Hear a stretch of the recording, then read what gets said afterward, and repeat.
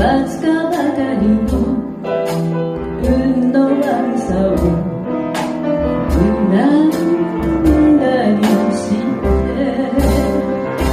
人は悲しいものですね。それでも過去たちは優しくまつげに行こう。人生って不思議なものですね。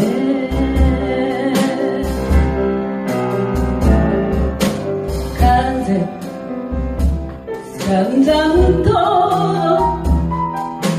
この身にあらて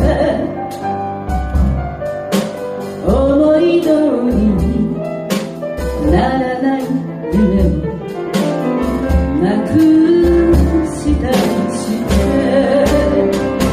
人はか弱いものですね。それでも未来たちは人待ちをして微笑む。人生って嬉しいものですね。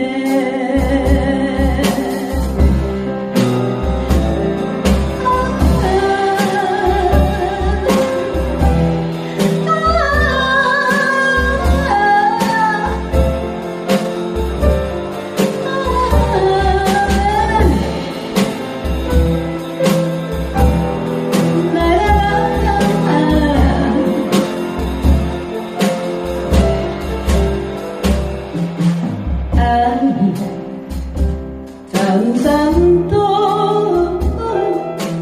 この身に降って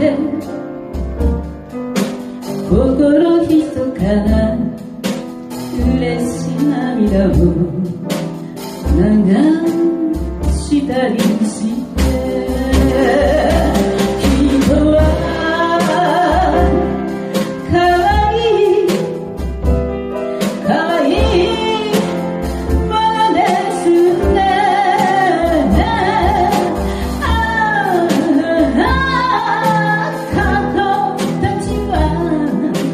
優しくまつげに行こう。人生って不思議なものですね。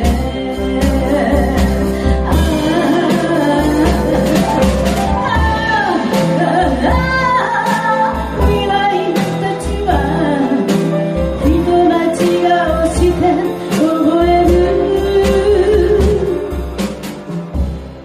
人生って嬉しいものですね。